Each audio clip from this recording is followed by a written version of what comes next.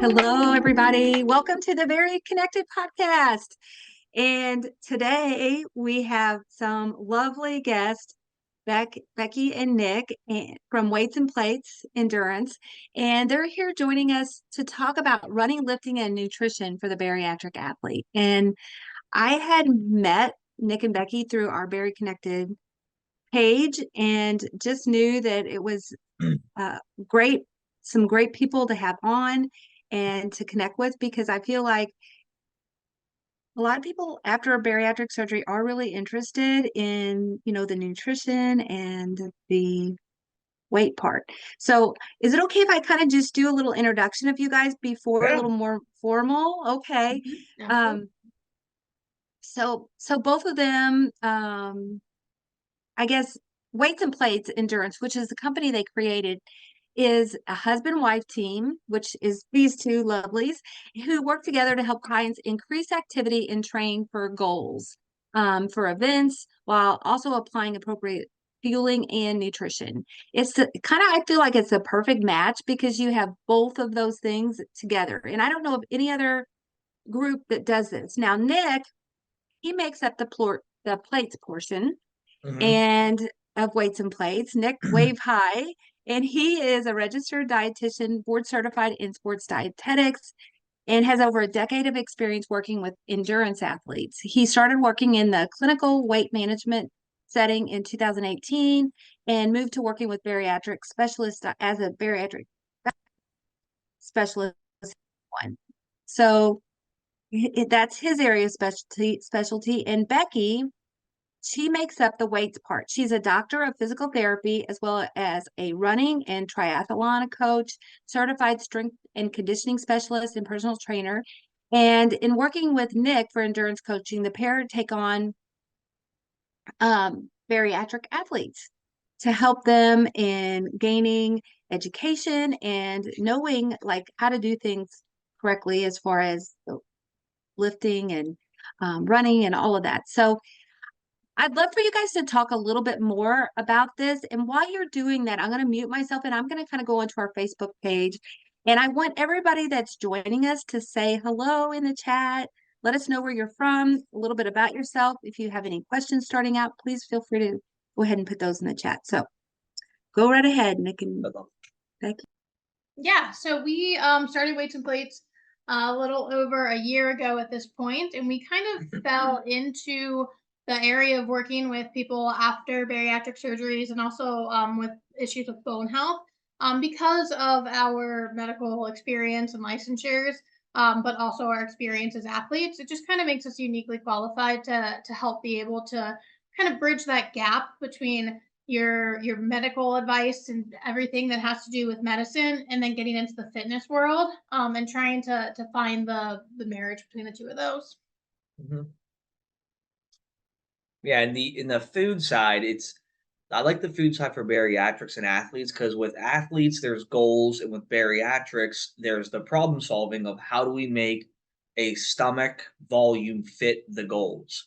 So my background with food, sports, but also cooking in restaurants and working in restaurants for ever, it's a fun kind of problem solving game to provide the fueling for the goals for the sport. So it's like a problem solving game to me. It's kind of fun, to be honest, and it has to taste good as well. So Nick, whenever you first started in bariatrics, tell me about what happened. How did you kind of get into that field? Um, a coworker of mine moved into that area and they wanted to restart their program in that area, and they wanted to revamp it and bring like new ideas. And she was like, "Yeah, I know the guy who will come in here who'll try like everything, like cooking demos, cooking classes, new recipes, videos." So they brought me in as a way to take the education that patients get and start to change it more in a patient friendly way and more in like a user friendly fashion. So I've got to just revamp an entire program and do all sorts of fun stuff with it.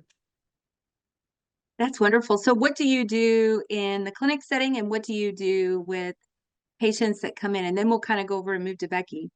Yeah, I like to see the patients all the way through the education prior to surgery, and then they're with me for 5 years after surgery.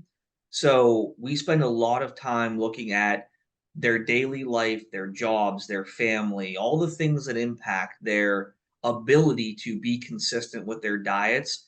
And then we like to look at the food that they actually like to eat. And we take their lifestyle and their food preferences into account, and we say, how are we going to build a diet pattern that is maintainable, that tastes good, that fits you after surgery, so that you can be consistent, so that you can grow with it, lose your weight, improve your health, keep the weight off. But also, if they decide they want to be more active, how do we then better fuel their activity, given their barrier of a smaller stomach? So it's a large amount of who is the person, what is their world like, and then how do we apply the world of food to them.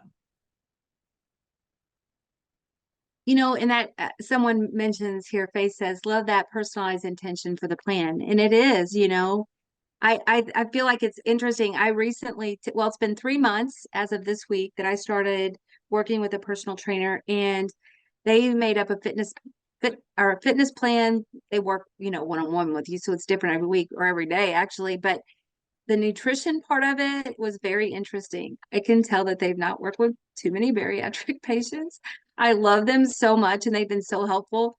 But the portion sizes, I'm like, I just cannot eat what you guys are writing down for me to eat. It is like way too much. And they're like, well, just eat what you can. But it's just kind of interesting. Like there is a big difference, I think, with looking at that, But and yeah, fueling. So, okay.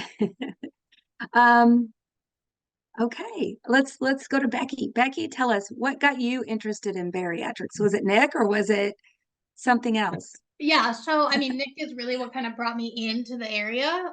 But as a physical therapist, so I practice in an outpatient orthopedic setting for my, other job, and I see a whole lot of everything. So I see kind of anyone and everyone in that setting. But as a physical therapist, we have a really great understanding, and obviously, of exercise physiology and how various medical considerations are going to apply to your activity levels, which is, I think, what really helped me here in working with this population. Lots of different things to consider, whether you are trying to put back on some muscle mass or whether you're just trying to maintain muscle mass after surgery. Or if you are still in a very large caloric deficit, but you have to put some strength training into what you're doing for decreasing your injury risk or improving of an injury, but you have to be efficient with it. Those are all just kind of areas that, as a physical therapist, as well as a trainer and running coach, I feel like that advanced understanding of exercise physiology and a little bit of medical knowledge as well really helps me out. It is from a totally different viewpoint. I know ProCare Health is our sponsor today, so we give them a shout out. But they Nick is very vested. He's our CEO. He's very vested in physical activity, and he actually will pay any of his employees to go to a physical trainer or whatever. He hired a physical therapist, sweet. just like you, Becky, um, probably a couple years ago, and she did training with us for an entire year. Now I work remote, and there's several of us that work remote, so they would live stream it, and we would do these workouts together. And her approach was very different than an athletic coach that I would normally work with and I had done that before too, but and you can probably spill in and tell us a little bit about how you're different. But her approach was like alignment, like was one of the biggest things, and like all the little steps you need to do to kind of get your body going. Like we would take a week making sure we were doing habit changes like water, and then like stretching was huge. We would do a lot of stretching before and after. We would do like she was big on alignment of the body, so the hips and the shoulders and the back, to make sure that you were approaching each of the exercises appropriately and working on your posture. So tell us how it's different from working with a regular fitness trainer. Yeah, so I definitely like to kind of take the approach from both sides. So, are we helping to maximize your performance and your gains here? Or are we also looking at your injury risk and or helping to decrease aches and pains? And how can we kind of combine the two? So if we're working on decreasing some of those aches and pains, we might be targeting some more accessory type movements, maybe a little bit more band work, maybe a little bit more postural support, and deep core strengthening type activities. And then once we're talking about performance gains, and then maintaining some of the gains that you got from that accessory work, we're going to look at really it's something specific to your individual goals. So if your goals are as a runner, we need to look at your single leg strength and stability and make sure that you are strong on one side and equally strong on the other side, and have a program really designed for you, that will help you meet those goals. I love it. Do you guys work with people remotely or is it only in person? Oh, we work pretty much all remote. Yeah. Do you? Okay. That's awesome. And they're going to be sharing more about what they offer and stuff as we go through. They do have a website, which is Weights and Plates. Let me go ahead and copy that and I'll paste it into the chat box just so that people, in case anybody does need to jump off early, they're welcome to kind of go back and check you out. And Brenda, the link I gave you earlier was for our membership platform, but our specific website itself is just www.weightsandplatesendurance.com.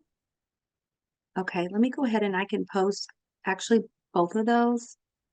Go back up to the chat. It's not allowing me to go all the way back up. Do you have that, Becky, where you could post that? I do. Here is our regular website, and then here is our which we're going to talk about at the end, our subscription platform. Okay, and I'll post those onto Facebook here shortly too to make sure that those people have them. Let's get started. So today's topic, we're talking about, nutrition. We're talking about running, lifting for the athlete, bariatric athlete. And so, it's not uncommon for patients who've had weight loss surgery to decide that they want to try to do something in the fitness, I'm going to say physical movement area. And for some, it's very intimidating, especially if they've never done it before. And it's scary to go to, go to a gym or go different places. So tell us what you're going to be focusing on today and what people who are listening can learn and kind of gear from this conversation. Yeah, I mean, from the food side, like I said, it has to be the food that people like, and it has to fit them, and it has to taste good. So no matter what we do with the physical side of it, um, Hello, everybody. Sorry about that, guys. oh, no matter what we do with the physical side, Becky's side, my job is to marriage what they like to eat and how often and whatever else they have to consider for their diet into their activity. Because if you're stressed about your food, it's going to make being more active difficult. So we want food to be stress free. We're talking about breakfast. Breakfast shouldn't be scary to people. So we want to marriage the activity with relaxing conversation about food. And then after Nick talks to you guys about nutrition, I'm going to talk about getting into endurance sports and getting into weight training. So we'll talk about some kind of individual considerations and maybe increased risk factors that you might have to consider if you are a bariatric athlete. And then we'll talk about how you could get started and then safely progress as a runner. And then we'll also talk about a weightlifting program, same thing, how to get started, how to think about what your goals are, and how to progress from there. Okay, perfect. So regardless of where somebody is in their journey, if they're just like thinking about it, or if they're already kind of getting there, hopefully there'll be something for everyone in that. That's some great news. So let's just go ahead and dive in. Yeah. Yeah, I mean, if anybody has questions, I like when people interrupt with questions because it makes it more fun for me because I get to give you answers to questions that you have. And if I don't have an answer, I'll find it. But basically, when we look at the food side of things and we look at um, food for your general life and then food for activity, we need to figure out one, how to get consistent with your general diet. If we don't have consistency with that, we don't have a good base to start with for activity because we need to make sure you're fueled for everyday life and you have that dialed in and you have your patterns and it's easy. Then, as your activity, let's say a couple of my patients today, she posted on our support group page about she's going to go walk at a park near our office, and a whole bunch of people who have been thinking about it are asking to go join her for her 30-minute walks. So one, I'm super excited for that because that means that I'm getting more of a group feel for my patients. But two, they're going to start with something that they can all manage, like 15 to 30 minutes.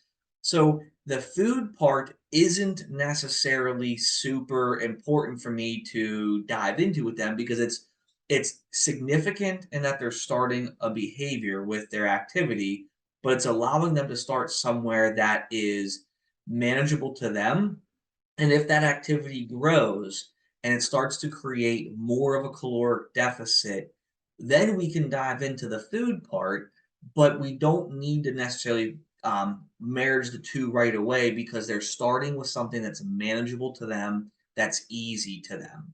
Um, as people get more into their sports, like one of our people who's doing like half marathons and marathons, that commitment to activity is going to require a lot more of the consideration of how does your average diet look like? How do we now accommodate the extra needs of your sports with the stomach volume that you have?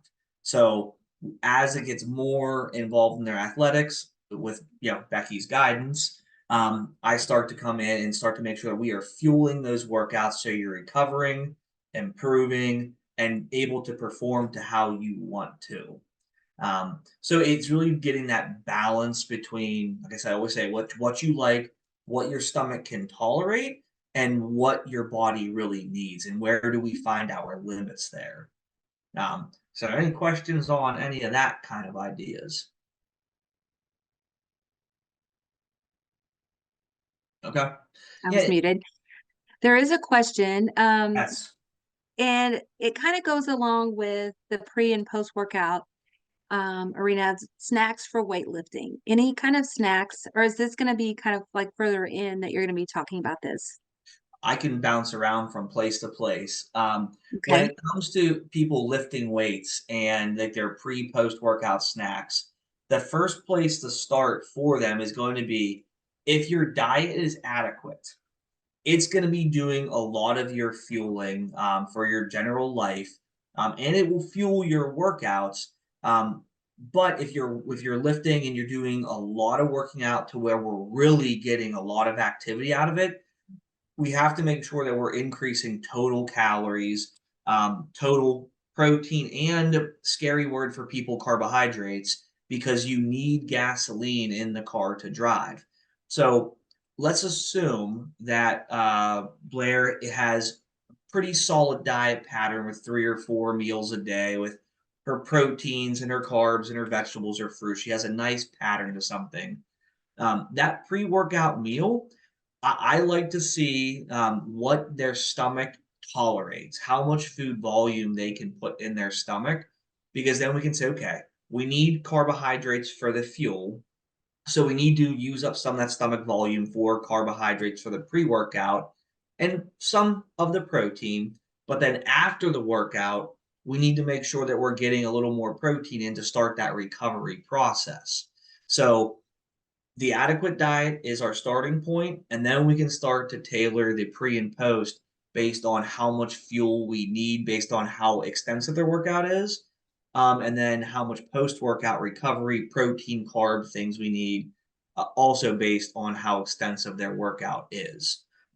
So it all depends on the person, really. But that's a really really really good question.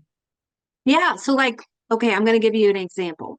Let's say for me, my some of my workout days are at 5:45 6:45, so I have to leave my house at 5:30 in the morning.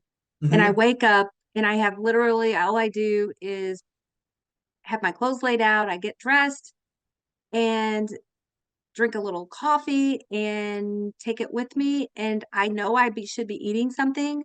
I mean, they're recommending like an egg and maybe oatmeal, but there's no way I can tolerate that. What would Yeah. you suggest early morning or like somebody who's coming straight from work, Yeah. pre-workout? Early in the morning, everybody has that question because nobody wants to get up and eat like a really filling meal, especially if you're waking up and just going. Um, it sounds really bizarre, but there are some studies showing that if you even just swish a sports drink in your mouth, like a carbohydrate-based sports drink, even just that taste in your mouth can help trigger some more of the energy reserves you have to have more fuel for your workout. But that close to workout, simple carbohydrates that your stomach can tolerate, whether it be crackers, sports drink, fruit. Even some of my people, they like to do jelly on crackers because it's a little crunchy, salty, and sweet. And they can get few crackers in with the jelly and it gives them a little bit of those carbs. So they're fueling it, but it's not overwhelming their morning stomach.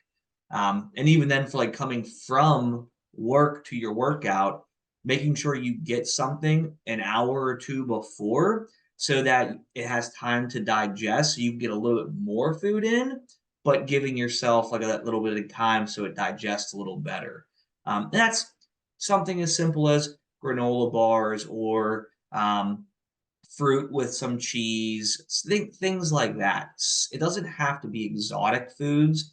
It can be as simple as somebody wants.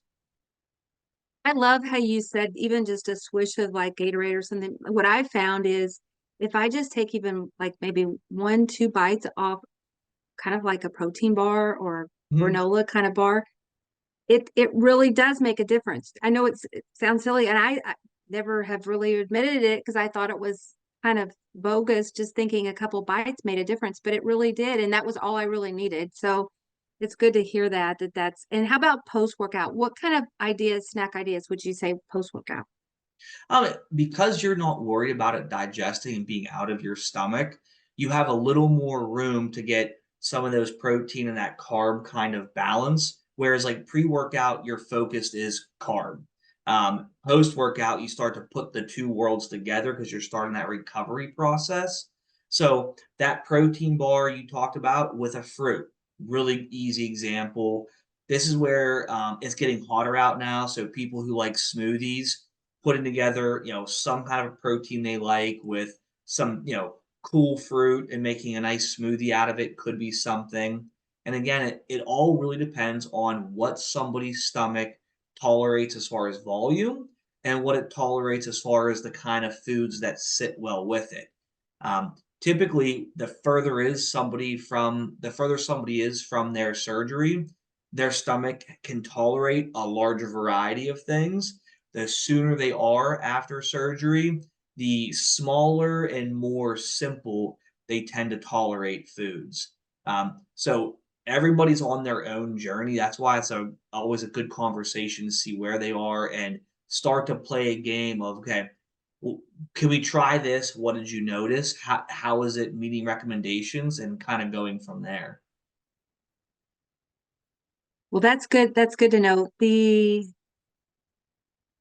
The differences between a weightlifter, like the different kinds of exercises. A weightlifter, say somebody running, Mhm. somebody walking, somebody maybe doing swimming. Is there a difference? Does it make a difference? I mean, The types of exercise, as far as like the food part goes, the food part. yeah, they're all great, first of all. So if somebody likes to walk, that is the greatest thing for them to do because if they don't like lifting, they're not going to be consistent with it. So if somebody wants to walk, lift, swim, ride, run, the big thing is if they're doing a small amount, we can deal with a little bit less of the food consideration. If somebody's walking, 5 miles every morning, they're doing some significant work. So we need to make sure that we are putting that fueling idea to it. So it all depends on how how much they're working out, as well as like, are they losing weight too quick? Are we fueling enough that they feel energized? Are they going to bed hungry? Like, we need to make sure that we're not doing those kinds of things. So the more workouts people get, the more food they're going to need because they're burning more fuel. And again, it comes down to making it taste good for them and fit what they like to eat. And I don't see any more questions right now. So if you have anything more on the nutrition piece that you were wanting to share. Oh yeah. Big things that I like to cover with people is knowing what kind of surgery they had. I find that my sleeve patients tend to do a little better with recovery because they still have all of their small intestine. So they have more absorption. They tend to have a little bigger of a pouch sometimes, depending on what their surgeon did. So they can accommodate more food and get more absorption. So they have sometimes a little easier time recovering and getting a little more food in. Whereas if we go into like our bypass or SADI patients, um, because they typically have a smaller pouch and less small intestine, there's going to be some consideration of, do we need more number of meals in a day because we need to accommodate the smaller volume and the less absorption. And if their surgeon has done a really small absorption rate, like they have a long limb, meaning their small intestine was going to absorb less, we really need to focus on simple things like get your favorite protein shakes that you can keep on hand so you can have those fillers between meals, because some people might need to eat 6 or 7 times in a day. And by eating, it could be drinking as well. So a lot of those considerations are impacting the number of times we eat and how much we eat, which also impacts the number of times we eat. And if they have different goals, like they're still working on weight loss, are we losing weight at a good pace so that they're fueling their workouts and getting their weight loss, but also not wasting too much muscle? Um, are they in a maintenance phase where we're trying to bump the calories up? Some of our people could be upwards of 2,500 calories in a day to be maintaining their weight with their activity level. So how do we make that fit that lifestyle and their stomach size? Looks like um, hypoglycemia for non-diabetic. Yep. I actually just had this conversation with somebody today in the office. He was a young man, did really well with his weight loss, and he's trying to get into lifting, no running or anything, but he's having bouts of hypoglycemia, and he's eating 3 meals a day, which he has, like eggs and toast for breakfast. He does a chicken, rice, and black bean with like a lunch and similar kind of dinners, but he can only eat like a cup and a half, 2 cups of food. So he's only eating upwards of, I think, like 1,400 calories a day, but he's burning 2,500. So he has, 1,000, 1,100 calorie deficit, not including workouts. So as a response, he's getting very hypoglycemic. We talked today about making simple things that he likes to add snack sized meals in between so that he can increase his calories more into that weight maintenance calorie range, with kind of balanced meal options. And we're hoping that can help him sustain his energy level and not become so hypoglycemic when he's at work. So sometimes it comes down to making sure people are eating enough versus always being in a deficit. And of course, performance, if they're not performing like they want to, are we fueling enough? Because a lot of times we're not fueling enough. We run into the issues what they used to call female athlete triad. It's called REDS now, relative energy deficiency in sports. If people have long periods of not eating enough, they may not be getting enough vitamins and minerals or things like that in general, which is there we run into shin splints or bone issues and performance issues, as well as, females could experience amenorrhea or more hair loss, other symptoms, things like that. But performance and not eating enough is also part of these considerations. So there's a lot there. But when you break it down to the individual basis, it becomes a lot more overwhelming because you can count other things out for the person and help them see where they are with things and what decisions they can make for themselves.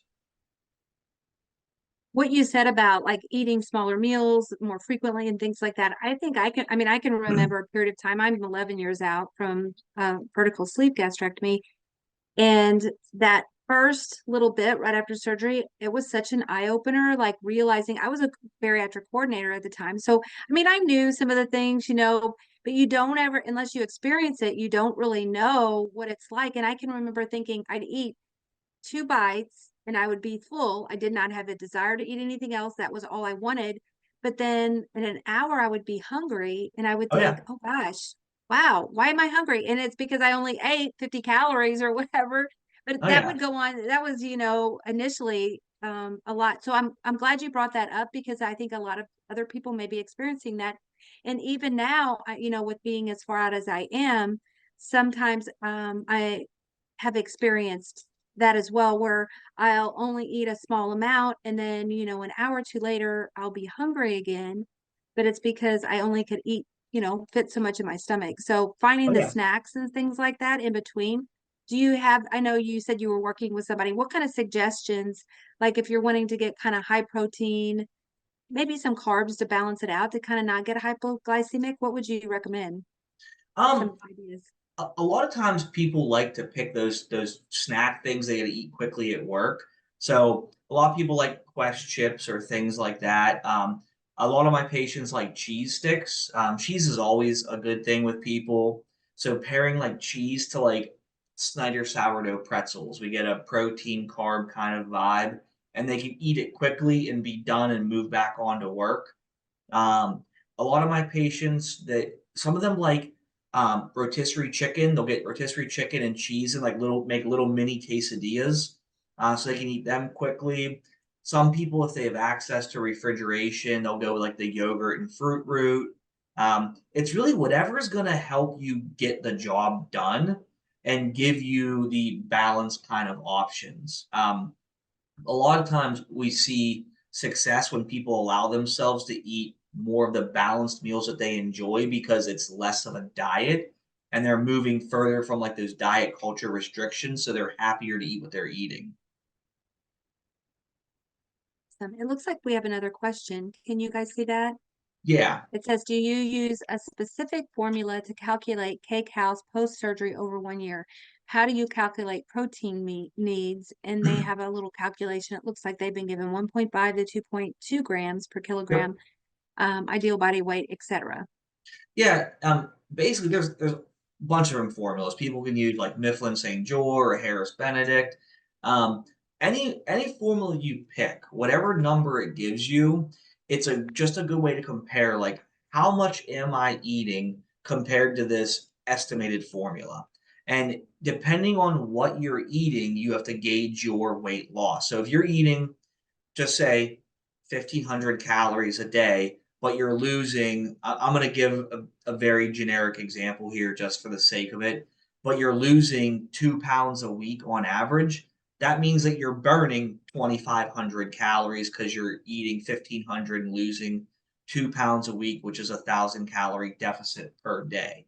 So if that is somebody's situation and they're trying to maintain more muscle mass and kind of maintain where they are and perform, they would want to close that calorie gap down because the bigger the gap, the more muscle they have the risk of wasting and the less fuel they have for their performance.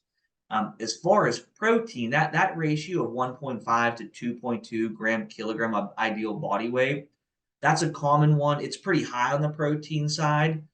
So if people are having a hard time hitting those protein goals while allowing themselves to eat other food varieties and balancing with more of like their carbohydrate options, fruits and vegetables, they could go closer to like the 1.5 and 1.8 gram per kilogram ideal body weight, and they would still be getting enough protein to maintain muscle mass and build muscle mass as well. So that ratio is a good one, and you just have to gauge how much you want to use of it based on what other foods you'd like to be eating to create like that maintainable, consistent diet pattern. It looks like our egg's a good source. Yeah, your rough large egg, which is 51 grams, has about 7 grams of protein in it. So it's a great option for like that in between, like egg plus a little something else because they're quick and easy. Um, Hard boiled eggs are a great, non refrigeratable kind of like they can take them and go. Great option for people. If you don't like eggs, don't eat it. Have something different. um, Formulas estimate calorie needs.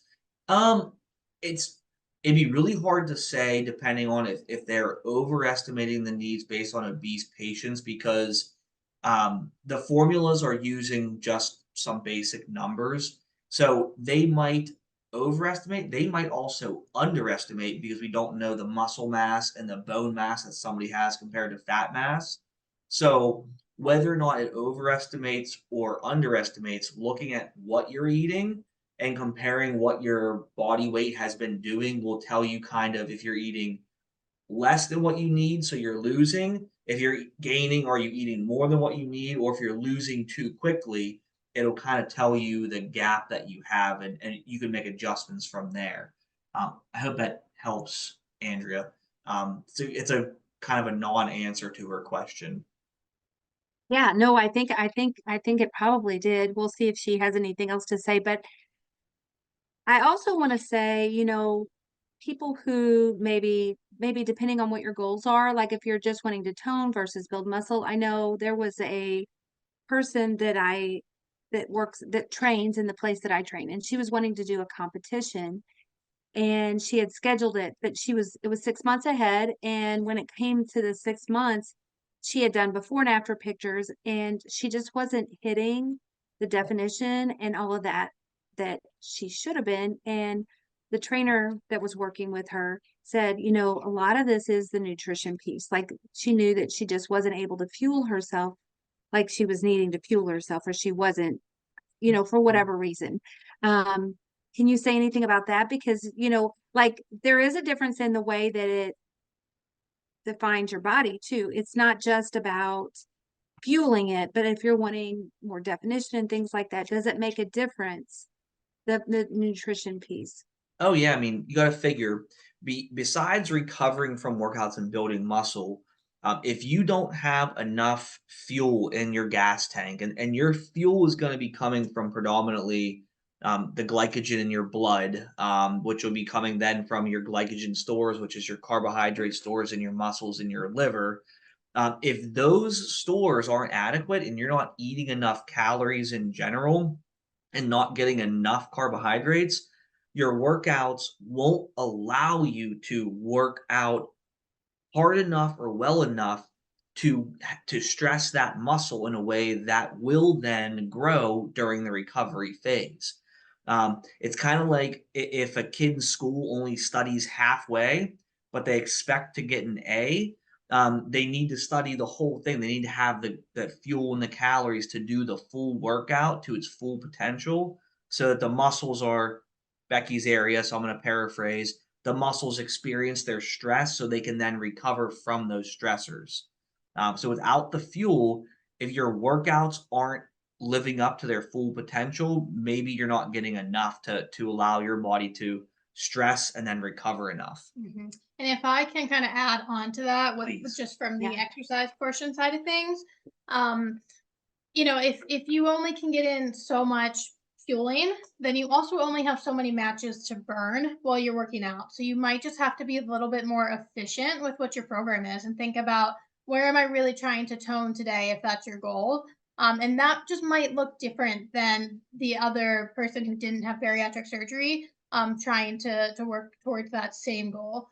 And then on the other end, also, you might not have as much fueling, so you might have to be a little more efficient, but you also might have to take into consideration the recovery aspect. You have to get fueling to get through the workout, but then you also have to get enough fuel into your muscles after the workout for them to get through their adaptation process. So, we stress the muscle, and then the muscle actually has micro breakdowns. And then after the micro breakdowns of the muscle, Your fueling, or your repair process, then causes the toning or hypertrophy of the muscle, which you're only going to get if you're getting enough fueling to replenish that workout. So in order to be able to see changes in your body definition, you almost got to be pushing yourself to the level of that you can based on fueling and based on your own tolerance. But if you're not, because I've known people who've went to the gym for years and years and they always look the same. Mm-hmm. Yes, and that definitely can do with fueling, but it also can do with a lot of factors there. But one of those factors is, to put it in technical terms, you have to modify the stimulus of what you're doing. So you can't, what that means in layman's terms is you can't go to the gym and do the same thing every single workout day after day, the same sets, the same reps, the same exercises, and expect to have big gains. If you really want to tone, you might have to actually drop your reps down and increase your weight up. And then make sure that with the sets and reps that you're prescribed or that you're doing, you want to make sure that those last couple reps are challenging but doable, to really get the gains from that prescribed sets and reps. And sleeping enough. Let's not forget the sleep. Sleeping enough also impacts all this. I know a lot of my patients are stressed with busy lives. Mm-hmm. They might only get 5 or 6 hours of sleep, so that could be something we have to think about making improvements on. Mm-hmm.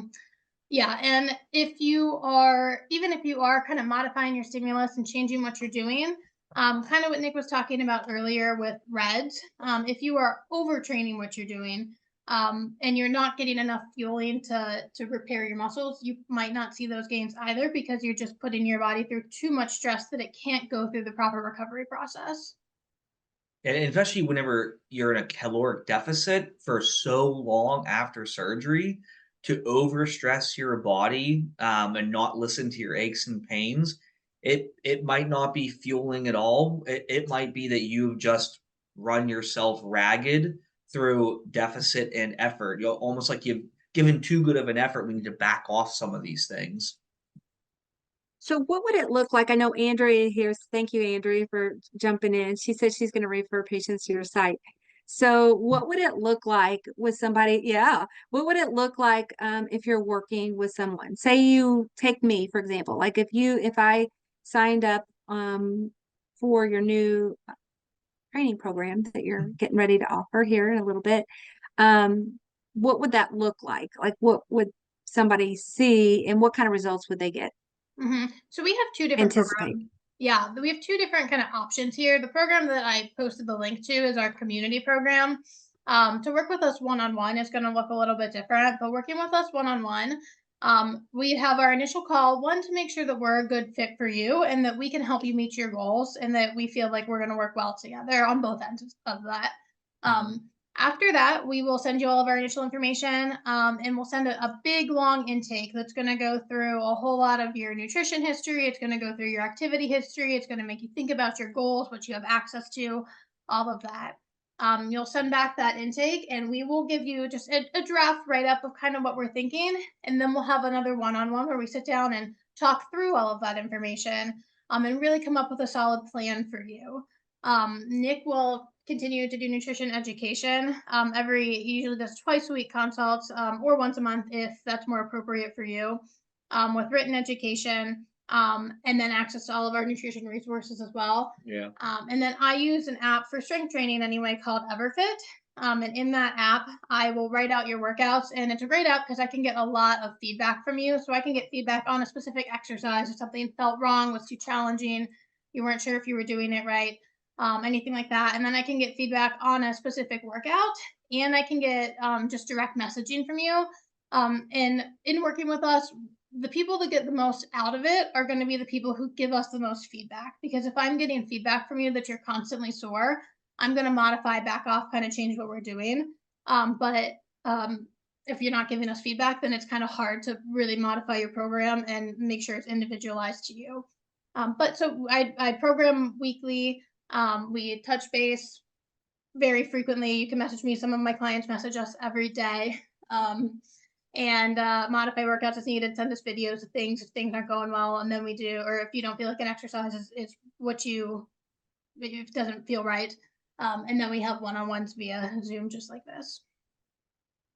So if somebody is able to do that, that's probably like most ideal, like somebody who is new and just wanting to just get started, that type of thing, or somebody who's already been doing it for a while and just wants more experience. What happens if there's people out there who aren't able to do that? Maybe it's a financial thing or maybe it's time wise. What would you recommend, like, to help decrease that overwhelm and get them like doing something?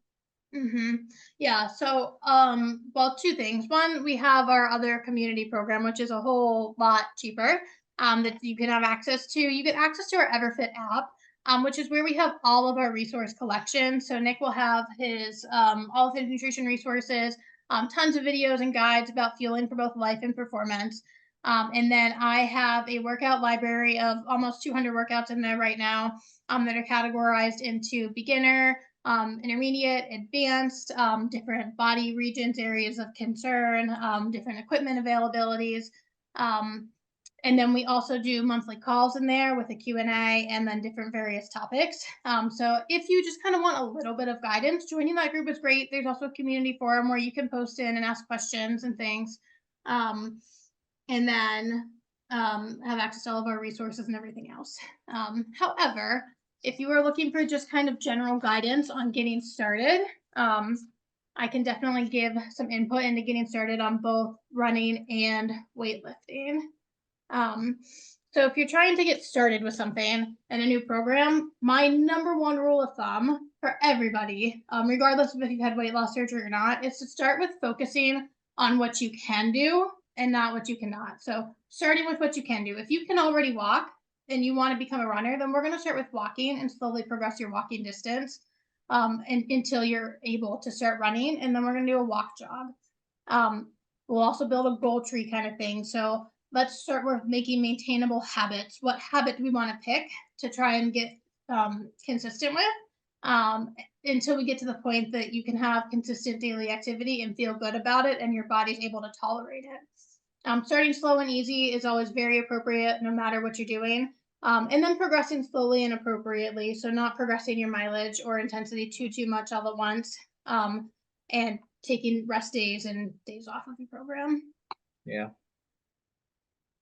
That's great advice because if, let's say you go to the gym and you think I'm going to run a marathon, in some unreasonable amount of time, a month or something, and then you try to get on the treadmill for an hour and a half and you haven't done anything.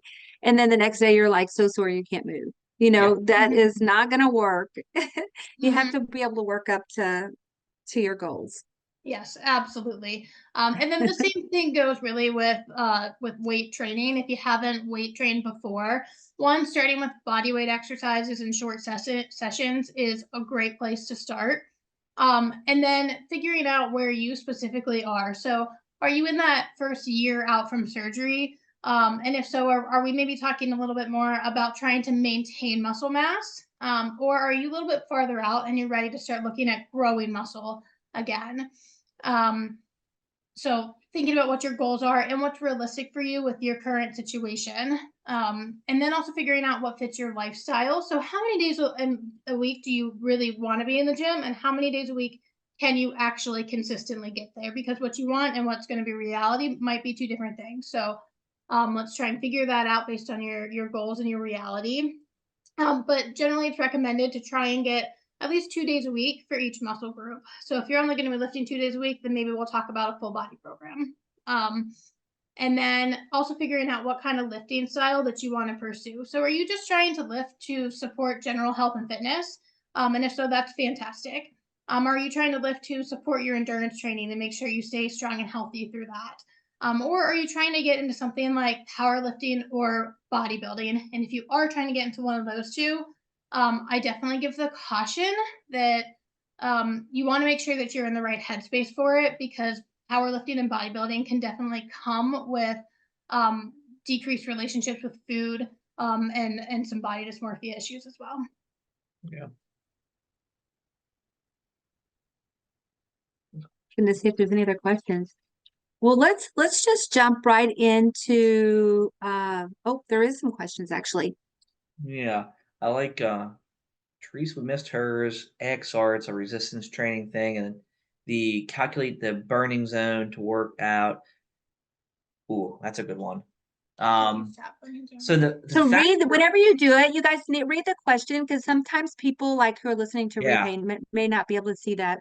this is a good question. It's actually a really common question. Do you need to calculate your fat burning zone to work out a certain rate to make sure you do not burn muscle? So the short answer is no. The long answer is your fat burning is going to come from a total caloric deficit over time.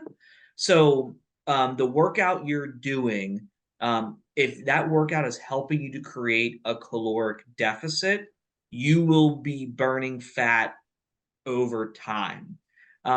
If you are in a fat burning zone, but you have eat in excess of your total calories burned, you could be in that fat burning zone all day. But if you overeat your needs, you will not lose fat. And to help you not burn muscle, that's going to come down to eating enough of your protein. So it's not as high of a protein take as people would think. Generally speaking, I see programs operate on like a up to like 100 grams of protein a day kind of thing is what their target is. If you are eating, around 100 grams of protein a day, depending on how big you are, like height, weight, age, that kind of stuff, you're gonna be doing okay. If somebody is eating up to 150 grams of protein a day, you're going to be maintaining your muscle mass fairly well. And if you are recovering from your workouts, sleeping enough, having a proper lifting program, that kind of stuff, you'll be doing all of those things. But the fat burning comes from the caloric deficit. It's just a number there. So make sure your workouts are the things that you enjoy, so that you do them more often. And then, are either of you familiar with ARX? And if so, what are your thoughts? So ARX, a resistance training system that is supposed to automate basically how much resistance that you are getting from through the machine itself. In theory, it is a fantastic idea. I mean, if I want to set that I want to be at 95% of my 1 rep max and it can truly do that, then that is fantastic. I can't say I have any personal experience using one of those machines, so I don't want to talk to it one way or another, but the theory behind it is fantastic. And the other thing I want to say about that too is just if you are finding a type of exercise that you enjoy doing in a machine that works for you, then you should definitely keep up with it as long as it's something that's healthy and safe, because the best exercise for you is what you're going to be consistent with. Let's see, Teresa, you got. I have heard different kinds of protein supplements don't absorb well with the bypass. Is this true? So, whey protein is like our gold standard because it's the most absorbable one. But not every supplement has to be that whey protein, because the total protein eaten in a day is really what's going to get us our best results, because that's giving your body all the tools it needs to build, because you're recovering 24/7, 365. So if you're going to get a protein supplement, one that fits your budget, one that tastes good, if you can get a whey protein, even better. Collagen protein, hate to burst bubbles, is a lower quality protein. So if you like it and it hits your protein goals, great. But you can get any one you like. It's more about your total protein intake in a day. Mm-hmm. If I work out in the evening, I can't sleep well. Would this be a fibromyalgia thing or a muscle thing? No, not necessarily. If you know you have fibromyalgia and you know that the energy levels is something that you have an issue with, then that is something very individual to consider and discuss with your physician. It's definitely usually not a muscular thing. But whenever you're exercising, you do release, some happy hormones, as well as some cortisol and things like that. So it potentially could be related to just increased energy levels and increased mild stress levels after that workout that's keeping you awake.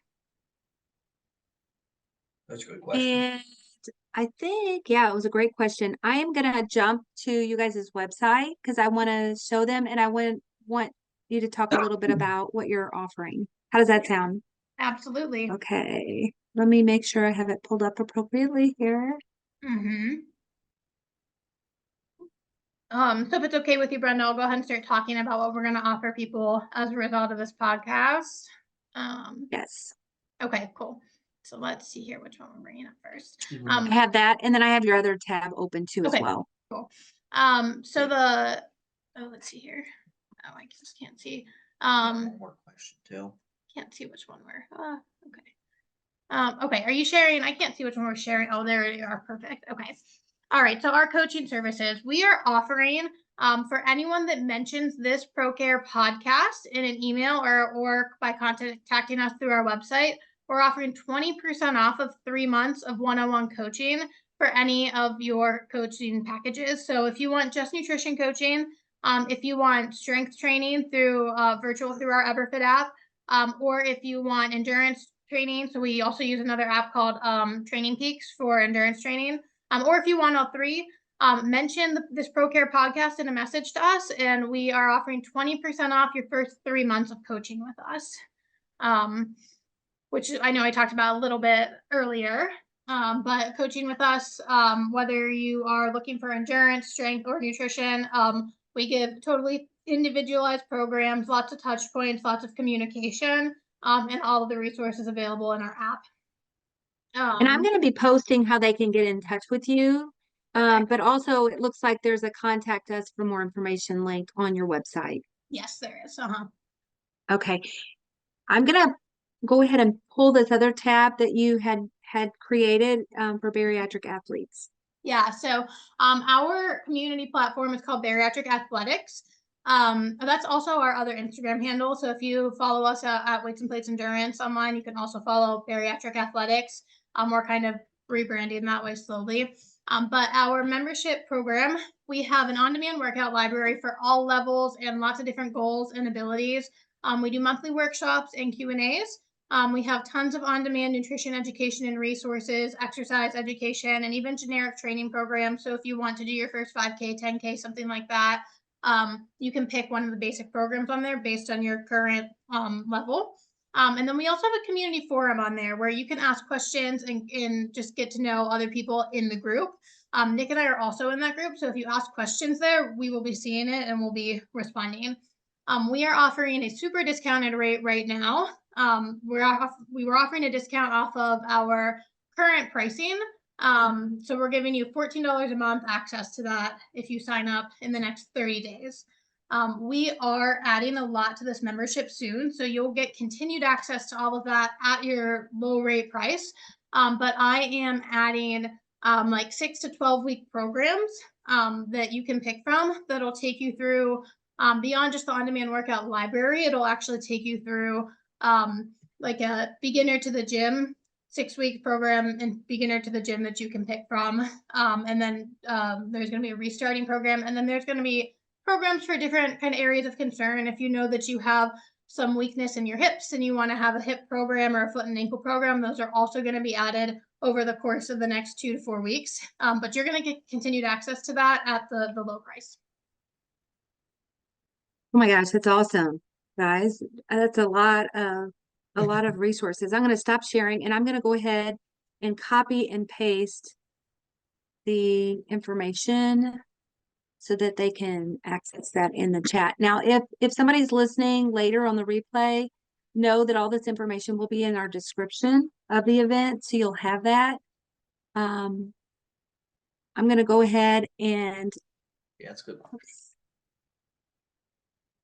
I'm going to paste your email, your website, and your handles, first of all. And then that separate link that you had, I'm going to go ahead and copy that from above and repaste that too.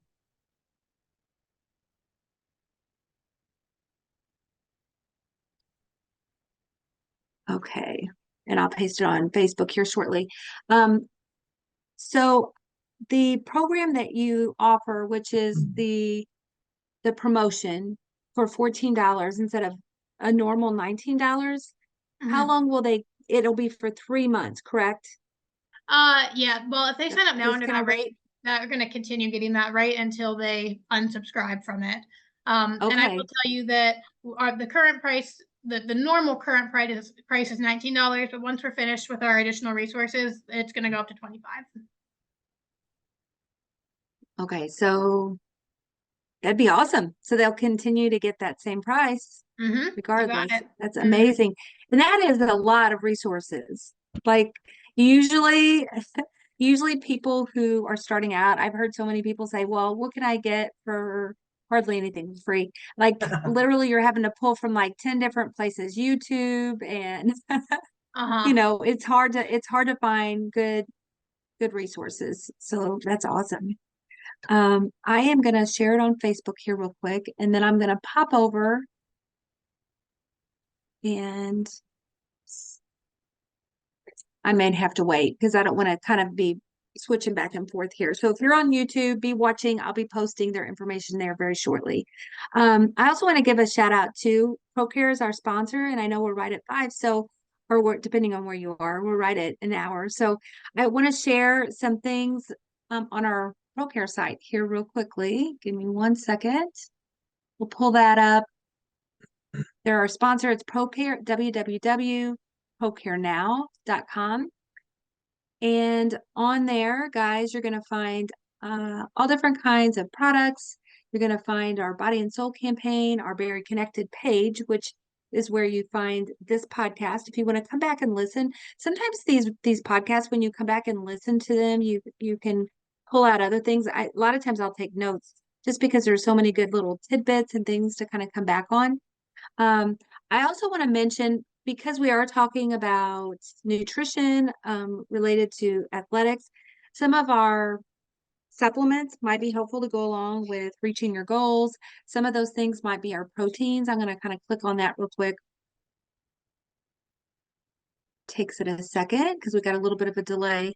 If you click on that, you're going to see our protein, our chocolate, and our vanilla protein powders, which have 26 grams of whey protein, which is, one of the better forms of protein. We also have some other quick little gels, like they're single serving packets, Liquicell, and those are 16 grams of protein. So like if you're on the go and you want a little something while you're running, it's light.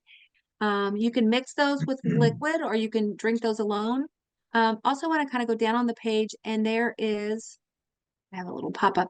Some of my favorites for take-alongs, like snacks and things like in between, would be some of our Ostrom products, which are meat sticks. So we have turkey, we have chicken, and we have elk and beef and ostrich. So all different kinds of little snack sticks that we offer. So I also want to just pull up real quickly here our Berry Connected page. If you go to the Berry Connected tab, you're going to find Nick and Becky's episode on there. It's under, it always takes a second for it to come up, and you're going to see the tab. So you can either use the link that you registered if you still have that, or you can come back and click on the tab for that event. Now, if you want to listen to any of our other events for the month, we have those as well. Their event will be on replay till the end of the month. We also have down here further the links, to our podcast. So we stream in all the major podcast stations. Their event will be listed on our podcast, Very Connected, next Tuesday. All of our events are always added the following Tuesday. And the YouTube channel, which is actually, instead of being under Very Connected, is under ProCare. And right now we have over 285 videos on there as well. So you can check that out, subscribe, and you'll get notifications when new things are added. Now, Becky also mentioned her Instagram page and their weights and plates endurance page and their new page, which I have pulled up separately. So weights and plates, you want to kind of just go get little tips on different things. Instagram's a great way to do that, along with, I have both of them. It pulled up both of them. So the other one is bariatric athlete, right? Bariatric athletics. Athletics. Okay. Thank you. So I'll stop sharing here. Okay. Anything that you want to add for good measure here? Anything that you want to say as a recap? For everybody here who's looking for their multivitamins and calcium, we got a bunch of samples in our office from ProCare, and their flavors, they have definitely some really, really good flavors. The cocktail or the mocktail ones were a big hit in my office.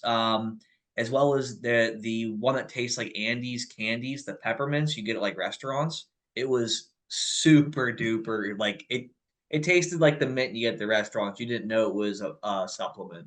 So they were pretty stellar. So, Nick, which office do you work at? I am in Rosedale area in White Marsh. I'm in the Franklin Square office for MedStar.